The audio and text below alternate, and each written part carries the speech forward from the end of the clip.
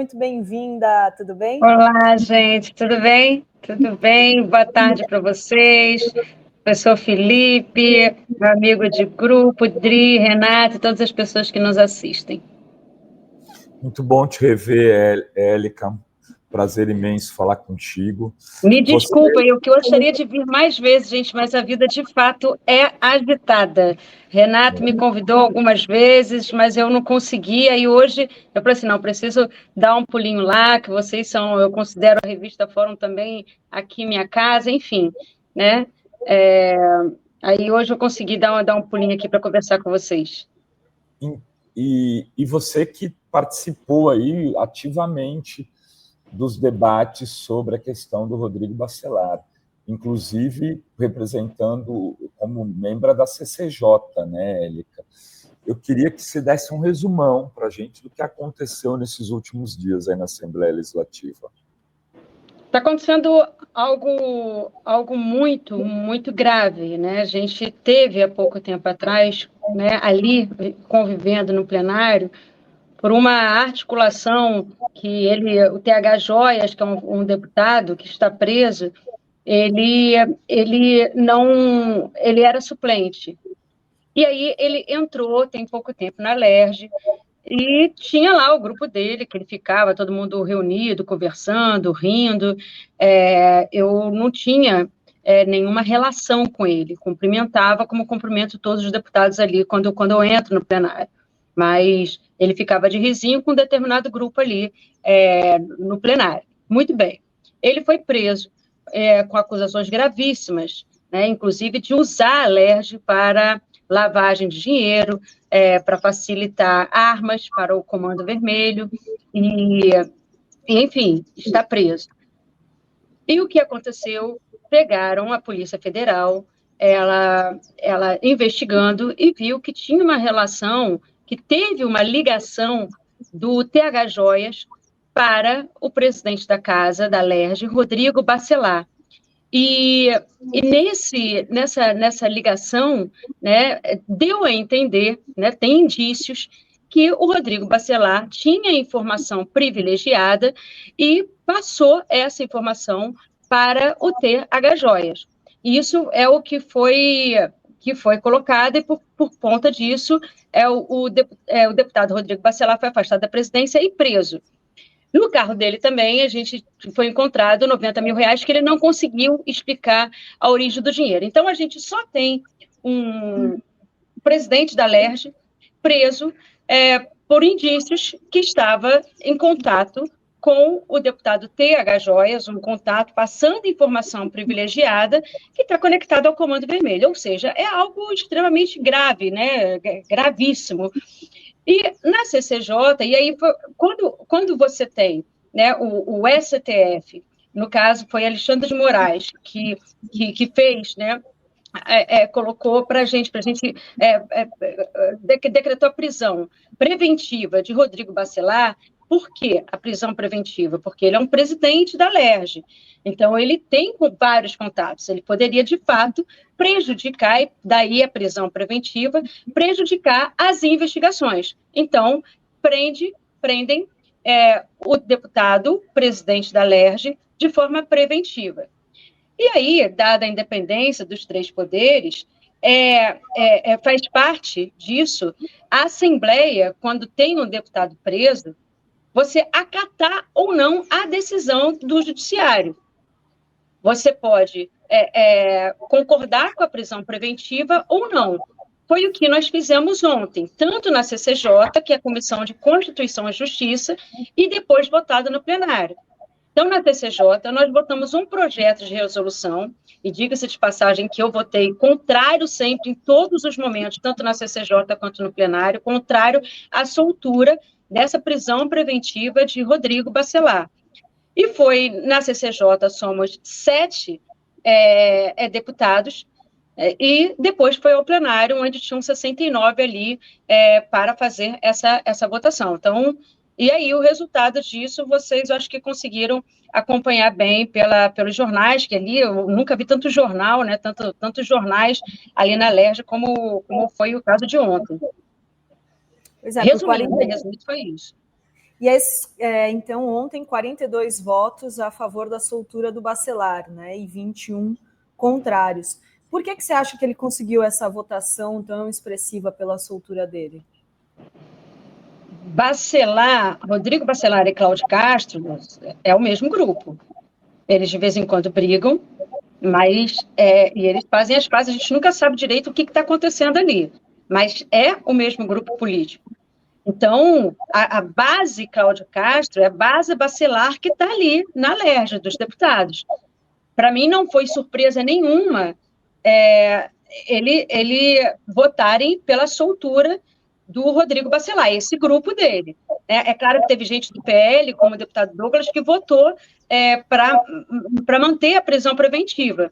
Mas, de uma forma geral, para mim não surpreende, porque é o grupo Cláudio Castro. Então, está todo mundo ali, diria, né, como dizem o povo, aí, farinha do mesmo saco. Como diz o povo, farinha do mesmo saco. Então, é o mesmo grupo político, sabe? Érica, primeiramente, prazer te ver aqui, né? A gente fica, às vezes, muito perdido nos grupos, aquela coisa virtual, conversando por ali, mas essa coisa de face a face é fundamental. A gente tem tão pouco tempo, né? Que bom que você está aqui hoje. Eu queria a tua opinião sobre os desdobramentos políticos disso aqui no Estado. Esse é um Estado marcado por essa simbiose entre o poder público e o crime organizado. Não só pelos 5 governadores que já foram presos, mas por toda essa permeabilidade. Flávio Bolsonaro, quando era deputado estadual, deu a medalha a Tiradentes, a maior honraria do Estado, para Adriano da Nóbrega, o maior assassino de aluguel desse Estado, chefe do escritório do crime. Então, essas ligações perigosas sempre existiram. Só que agora a gente tem um parâmetro novo, Érica. A gente tem aquele que seria, que é vice-governador, porque não tem um vice-governador. Para quem não sabe, o vice-governador do Rio foi indicado ao TCU e assumiu uma vaga no TCU, então não há vice-governador. Então, o Bacelar seria candidato a governador, a partir de abril seria o governador, já que o atual teria que se desincompatibilizar para ser candidato ao Senado. E essa jogada, Felipe, sem querer te cortando, essa jogada, ela foi uma jogada ensaiada e comunicada para a gente pelo próprio Rodrigo Bacelar. Ele falou, né, que ele queria ser candidato ao governo do Rio. O rosto dele não era tão conhecido como Cláudio Castro, ele precisava ser conhecido como Cláudio Castro. Então, a jogada, isso ele avisou para a gente antes. Ele falou assim, eu vou avisar para vocês antes que vocês vão saber pela mídia. Mas Cláudio Castro deve sair de licença, vai viajar alguma coisa assim. O vice vai ser indicado para o Tribunal de Contas, e aí o meu rosto fica conhecido, pelo menos no primeiro semestre de 2026, onde ele pode atuar e começar a correr pelo Estado, como ele já estava fazendo. Essa jogada aí ensaiada, que funcionou bem em um determinado momento, o Rodrigo Bacelar já estava começando a andar pelo Estado e ser mais conhecido no lugar do governador. Mas aí deu o que deu. Perdão te interromper, só para te contar sobre essa jogada aí, que foi tudo jogo, como tu falou, jogo combinadíssimo entre eles. Fez muito bem, porque concluiu a explicação que eu ia dar. Eu queria saber como é que fica agora, porque tem um celular ali apreendido, um celular que ele não deu a senha. Se ele levou 90 mil em espécie no seu carro, ele provavelmente não estava esperando que o celular fosse apreendido. O celular foi apreendido, a senha foi descoberta. Qual é a tua perspectiva? Eu sei que ninguém aqui é evidente e não sabe o que tem no celular, mas você sabe o que os deputados, né, se articulam, você conhece aquela Assembleia, você está lá dentro. O que você acha que vai acontecer agora? Olha, primeiro de tudo, é necessário dizer que eu estou muito triste com tudo isso que está acontecendo. Né? É muito triste ver uma Assembleia Legislativa, o povo fluminense sem acreditar numa Assembleia. A gente tem deputados e deputadas que trabalham muito sério ali. Então, ter um presidente da LERJ preso, que não é o primeiro, nem o segundo, nem o terceiro, né? Eu acho que isso é muito triste para a política do Rio de Janeiro, sabe? Eu sinceramente, eu gostaria muito que ontem o resultado da votação fosse diferente do que foi, para o povo confiar no trabalho que a gente faz ali. E o povo não está confiando mais. O que pesa, as acusações que pesam, e que a mídia também andou levantando, é necessário também colocar que a mídia colocou muito mais do que estava ali nos autos que a gente recebeu, né?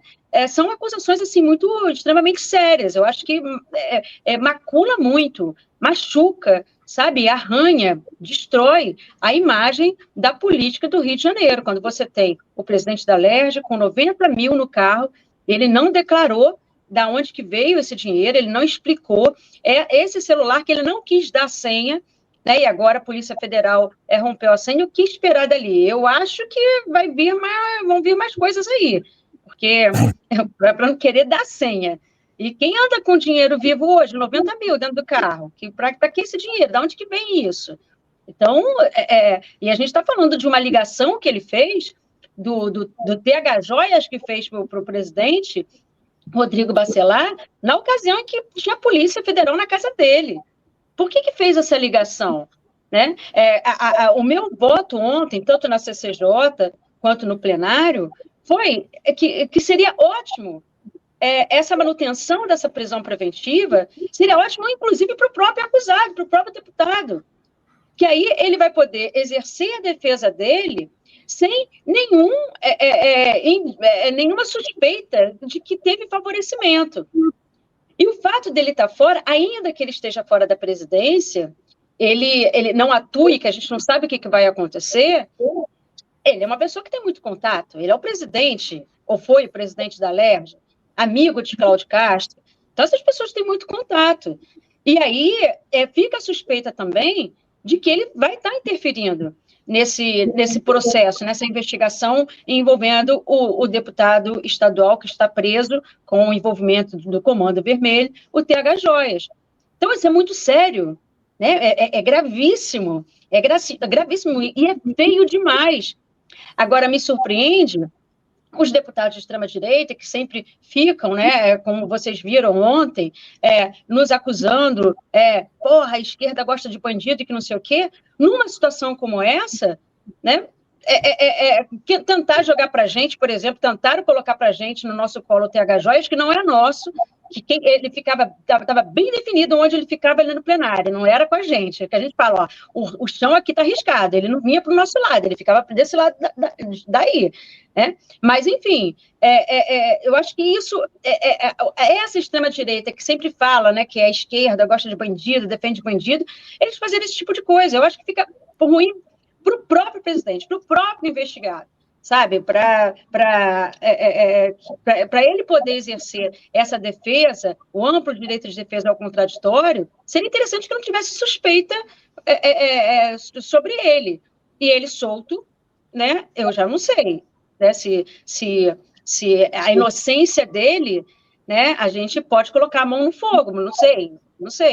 A investigação vai ser feita, mas eu achava que ele preso preventivamente evitaria as pessoas entrarem em contato com ele e ele entrar em contato com muitas pessoas, o que levanta suspeitas de favorecimento e de interferência na investigação. Uma pergunta muito objetiva, Renato e Idri, sem querer interromper o fluxo da entrevista. Ele solto, ele volta à presidência da Assembleia? Os deputados vão recolocá-lo lá? Eu fiquei meio confuso com isso, Élica. Ele vai estar com uma tornozeleira, provavelmente, ou alguma outra medida cautelar. Isso é possível? Qual é a tendência? É deixá-lo voltar a assumir a presidência? Bom, você está confuso e nós também ficamos muito confusos. Isso foi uma das primeiras coisas que a gente conversou na CCJ, né? Porque existe, quando vem, né, a petição, vem falando da prisão e, consequentemente, o afastamento da presidência. Então, quando você fala que ele é solto, e aí? Consequentemente, ele volta à presidência? Isso foi uma dúvida, e tem muitas pessoas que concordam, não, tudo bem, vamos soltar, mas, porra, voltar à presidência, aí, sei lá, né, é muita coisa. Então, isso ficou confuso, tanto na CCJ quanto no plenário. Mas já adianto o que a gente conversa entre si, o que a gente tem ouvido. O que tem ouvido que é muito difícil que ele volte à presidência. Ele, agora, né, já saiu em Diário Oficial o resultado da Alerj, então o próximo passo é a Procuradoria da Casa, da Alerj, informar ao ministro, né, sobre o resultado, que eu acho que isso vai ser feito hoje, e ele vai ser solto. Aí, cabe ao ministro Alexandre de Moraes acatar isso também. Eu creio que ele vai acatar a decisão da Assembleia Legislativa, que eu acho que seria de bom tom fazer isso, né? Que é o respeito entre a independência dos três poderes, ainda que eu não concorde com o resultado da votação, ok? Ele acatando, ele pode soltar bacelar com medidas cautelares, como uma tornozeleira eletrônica, como apreensão do passaporte, e, inclusive, afastá-lo da presidência, que é um local que ele tem muito mais influência, uma forte influência sobre todas as pessoas. Então, eu não sei, mas isso está tudo muito indefinido, entendeu? A gente está ainda trabalhando com isso, inclusive, se ele for afastado, o que vai acontecer? Quem assume? A gente tem o vice, que inclusive está no local dele hoje, deputado Delaroli, que está ali. Mas aí, a gente vai fazer uma nova votação para a presidência, né? Como é que isso fica? Né? Então, tá tudo... Tá tudo no incerto ainda. A gente está conversando muito para entender o que vai ser. Inclusive, né, vamos colocar aqui, se sai o governador do Rio, quem entra agora? Né? Porque geralmente é o vice, não temos o vice, porque está no Tribunal de Contas. Bacelar está preso e afastado da presidência. Seria o Delaroli, né? Ou, no caso desse afastamento, vai para o TJ. Então, a gente não sabe também o que está acontecendo. Isso está sendo tudo discutido. Então, a sua confusão, Felipe, é uma confusão da gente também. A gente sabe que tem determinados ritos que são cumpridos, que é de praxe, mas o cenário e as conversas que a gente vai colocando em paralelo não me dá condição de afirmar para você, olha, isso vai ser assim. A gente está definindo isso assim será. Não consigo fazer isso agora, dado a luz de tantas conversas, né, de tantas coisas que estão falando sobre o que pode acontecer nos próximos passos. Então, essa confusão sua é uma confusão, eu acho que natural e que você não está sozinho nessa, não. Eu estou contigo, inclusive. Ô, Élica, tem um histórico essa confusão toda, né? Porque ela faz parte de uma ciranda meio catastrófica, eu diria. Primeiro, o Célio Castro, ele está num momento político meio baixo, meio ruim, meio sem saber se teria condições de sair ao Senado e se eleger. Aí ele monta uma operação para sufocar o Comando Vermelho. Mata 122 pessoas, 122 cidadãos, o Estado perde 5 policiais.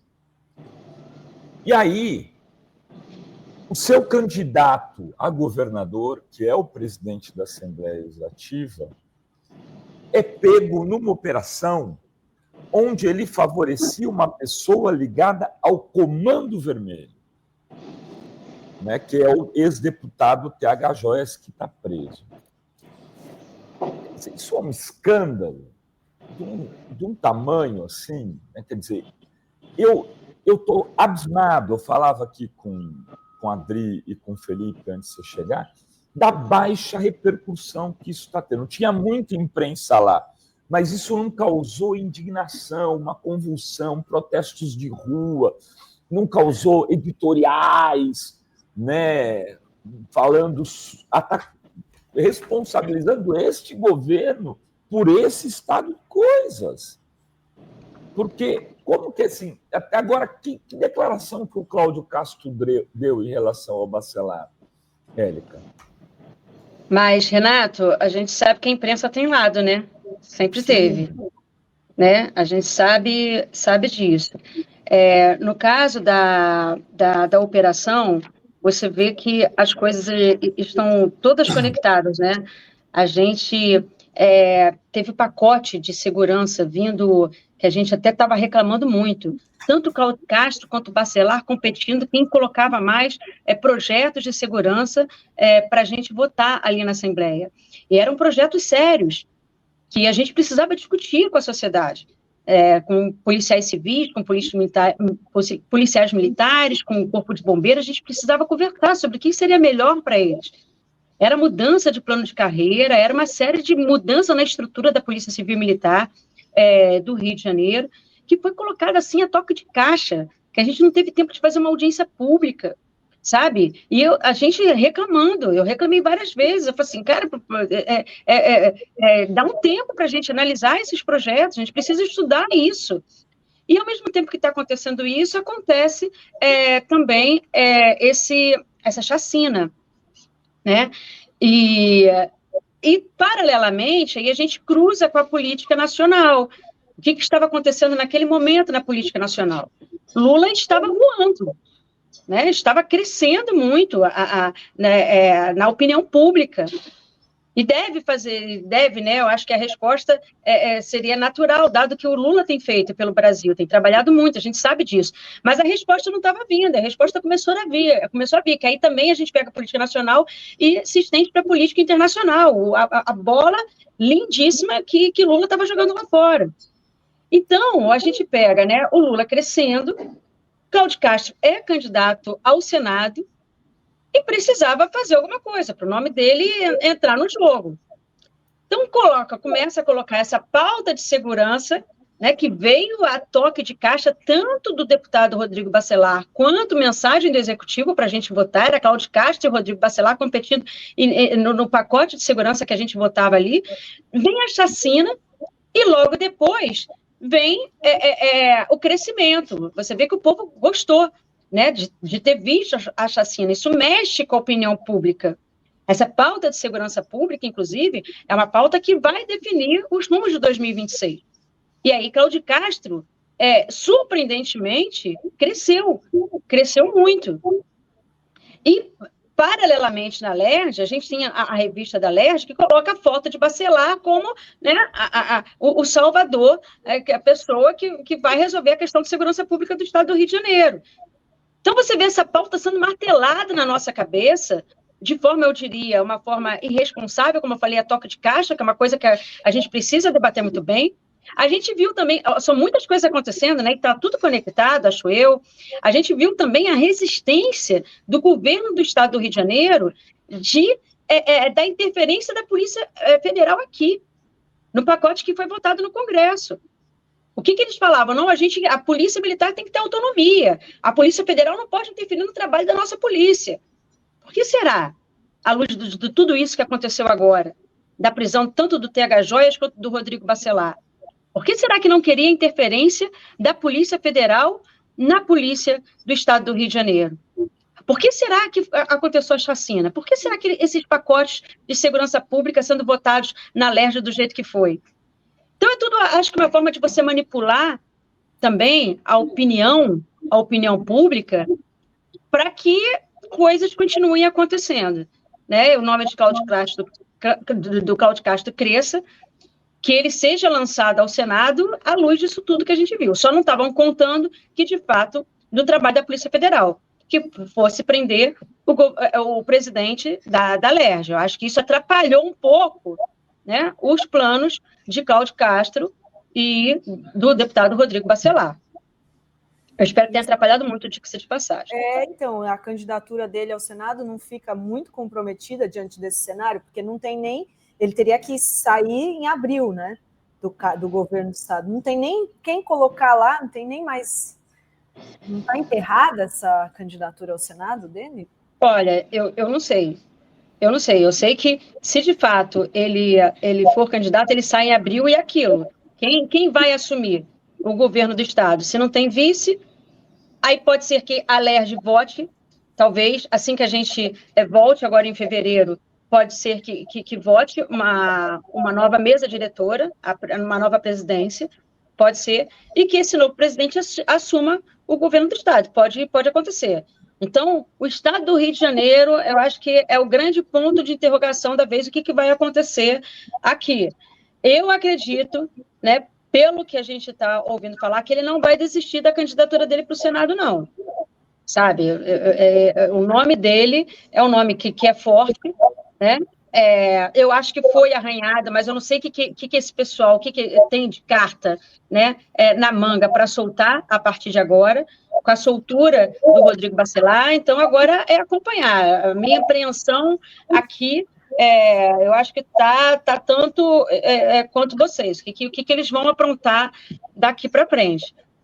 Agora que o jogo, eu acho que é muito sujo, que a gente está vendo é uma manipulação da opinião pública, e essa tristeza toda, né, com os deputados de direita e extrema-direita votando a favor disso, né, a favor da soltura de uma prisão preventiva, à luz.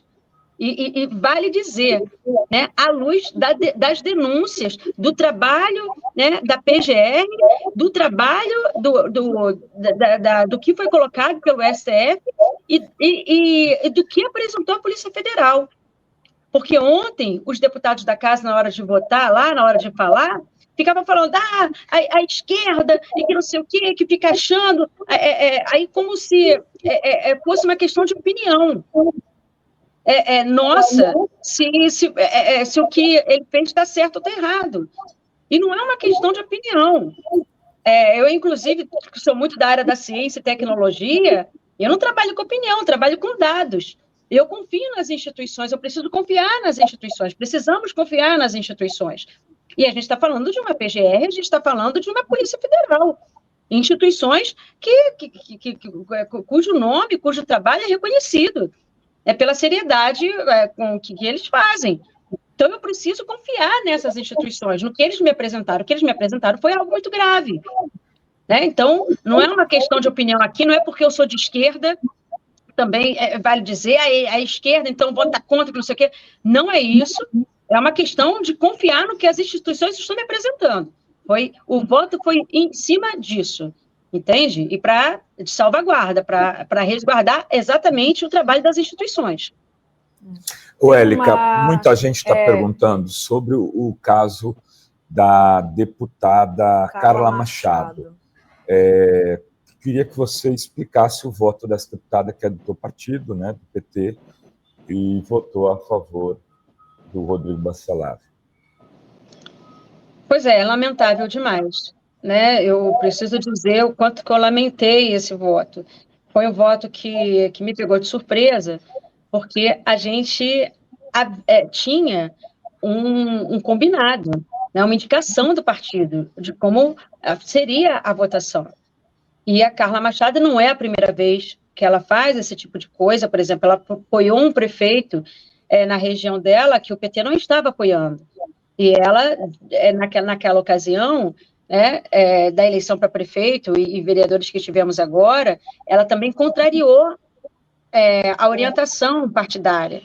Então, isso é algo muito sério.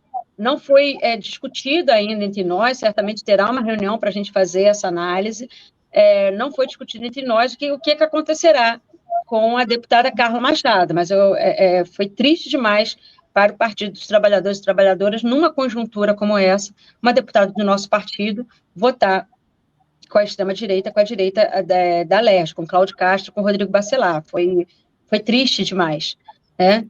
Mas, enfim, o que levou ela a fazer isso, eu não sei. O que levou Carla Machado a fazer isso?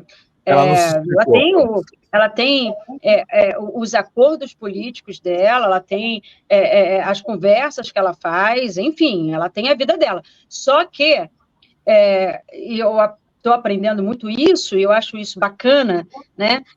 Quando a gente tem partido, a gente tem que seguir as orientações partidárias, isso não é bagunça, né? Isso tem ordem, né? A gente precisa se comunicar com que o partido está nos orientando.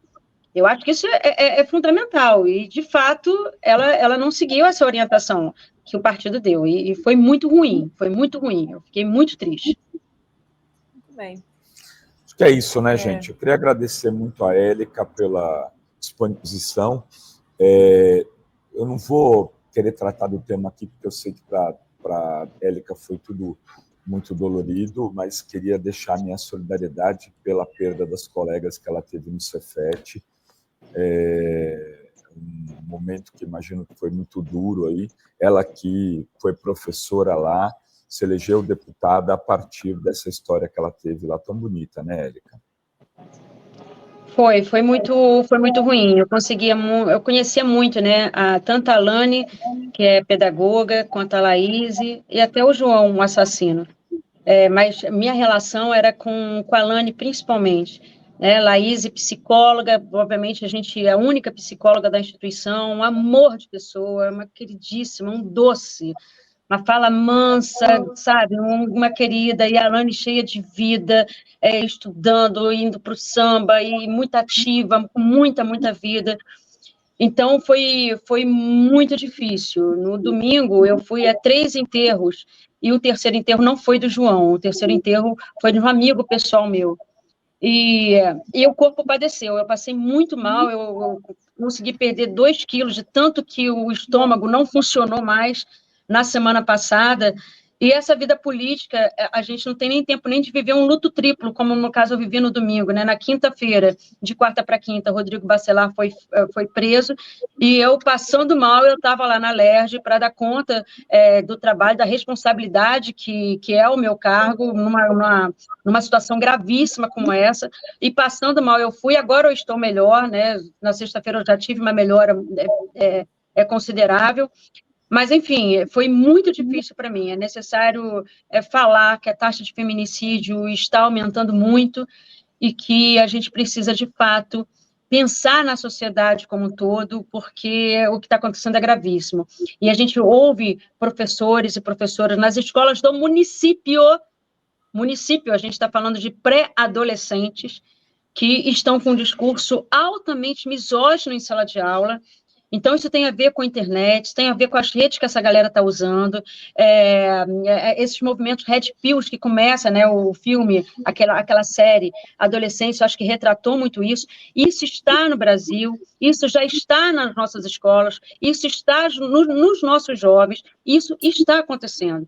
Então, é necessário chamar a sociedade atenção para isso, acionar o alerta vermelho, que a gente precisa cuidar das nossas crianças, a gente precisa educar nossos filhos e nossas filhas para que não tenha mais esse preconceito, essa misoginia. A gente precisa combater, isso é urgente, combater esse discurso. As mulheres estão morrendo, e não estão morrendo na rua, nas mãos de desconhecidos. As mulheres, elas morrem, temos casos de mulheres que engravidaram em coma, ou seja, em coma foi estuprada. Temos casos de mulheres estupradas parindo. Temos casos de mulheres estupradas ou que sendo mortas pelos companheiros, que é a maioria dos casos. Temos casos como as minhas amigas do Cefet, que estavam trabalhando e foram mortas na cadeira onde elas trabalhavam. Então, a quantidade a gente não tem lugar seguro, então a gente precisa conversar sobre isso. E não adianta querer nos armar. Tem projeto de lei, ou já é lei que eu posso andar com spray de pimenta na minha bolsa. Isso não resolve. Isso não resolve. E eu não quero me tornar uma assassina também, uma potencial assassina, eu não quero isso. Eu quero viver em segurança, eu não quero viver com uma arma na bolsa, nem com spray de pimenta na minha bolsa, eu não quero viver assim, morrendo de medo. Ninguém merece viver dessa forma, sabe? Nós não merecemos viver dessa forma, e dessa forma nós estamos vivendo. E a violência é em muitos níveis, em muitas formas diferentes, de formas muito sutis. E precisamos falar sobre a sutileza dessas violências, que é a violência moral, é a violência, é um assédio. A gente tem vários tipos de violência, a gente precisa conversar sobre isso. E me coloco aqui, inclusive, à disposição para a gente fazer essa conversa, que isso é muito sério. Isso é muito, muito, muito sério. O que aconteceu no Cefet, infelizmente, não foi a primeira vez. Foram com as minhas amigas, foi muito próximo de mim dessa vez. Mas, independente de terem 2 amigas assassinadas, eu tenho muitas amigas que sofreram muitos tipos de violência, cometidos pelos próprios companheiros, que vai desde estupro até assédio moral, até violência psicológica, para tentar minar a energia dessas mulheres. Então, em algum momento, eu sei que a gente, se vocês quiserem, a gente volta para conversar sobre isso, que eu acho que isso é uma prioridade, a vida das mulheres, é uma prioridade nossa. Agradeço a oportunidade de fala, de desabafo também. Eu tendo mais notícias sobre o que está acontecendo na Assembleia, Renato, e podendo, eu volto para conversar com vocês, para mim é sempre um prazer. A Fórum é uma casa para mim, vocês, Sinara também, uma queridíssima, uma amicíssima. Então, Felipe também, meu carinho, Dri, um beijo enorme para vocês. Élica, bom trabalho. Obrigada. Obrigada. Força. Tchau, tchau.